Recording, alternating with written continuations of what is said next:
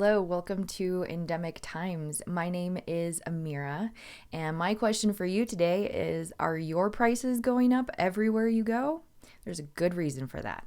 Let's get into it. At 7.5%, annual inflation is the highest we've seen since 1982, and this is the second report in a row where the number has broken 7%. The worst number for both the Fed and the White House is that inflation rose 0.6% from December to January. That's the same pace it grew the month before, meaning that these price spikes don't seem to be slowing down consistently. And that is a big issue that we're seeing. The fact that the prices haven't come down from December to January has a very bad looking trend to it, and that was not something that they were wanting to see or expecting to see. Virtually every category of consumer prices, from food and women's clothing to rent and airfares, went up. Right now, the price of a barrel of oil is around $90. 2 years ago, it went below zero. The price of fuel this year has risen 40% over the past year. So a lot of people will say that the reason why this increase has happened is because at the beginning of the pandemic, when there were, pretty much complete lockdowns and the entire globe was on lockdown, that the supply versus the demand for oil went down so low that's why the prices then went down so low. And yes, that is true, that you can't really dispute that. But the fact that the prices are going up at such an increase that they are right now, that is a very big concern. Over the past year, cereal is up by nearly 5%. The cost of getting your car repaired is up by 5%. Eating out costs more by 6%. Tobacco by 9%. And used vehicles are up by 37%. At the grocery store, bacon is up by 24%. Sirloin steak is up by 23%. Chicken breasts are up 13%. Coffee is up by 10%. And even chocolate chip cookies are costing you more by 8%.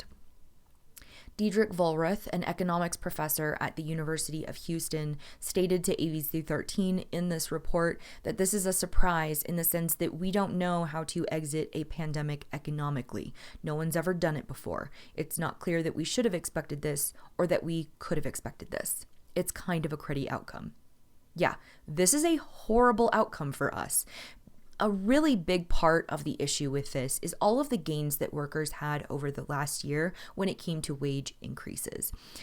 By having this level of inflation across the board, it's taking away any gains that people had when it came to their wages and feeling like they were going to get a little bit of stability. And it's why some people are feeling that this inflation crisis has been a little bit artificial and created in this way, because we're seeing that a lot of businesses are taking this opportunity to just continue to raise prices, blame it on supply chain issues, and also inflation. But it doesn't have to be this way. There are some things that could be done in order to kind of quell and, dissipate this amount of inflation that we're seeing, but none of them are really great options. One of the options that is going to likely happen is the Federal Reserve increasing interest rates. That's going to have a serious effect on people that have debt, that are looking to buy homes, because it's going to increase the interest rate on those loans or on that debt, therefore increasing the payments on those loans. And that's not something that anyone really needs right now. Another thing that could happen is that Biden could lift tariffs on things like steel, aluminum, and lumber. All of those items are used in making houses, as well as a host of other things. So if he was able to lift the tariffs on those, that would be really helpful. He could also lift the tariffs that are on Chinese imports, but that doesn't seem like that's going to be something that he's going to do either.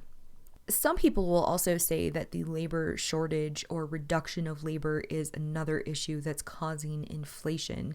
And while that may be true, it kind of takes away from the fact that there's a lot of reasons why people are leaving the workforce.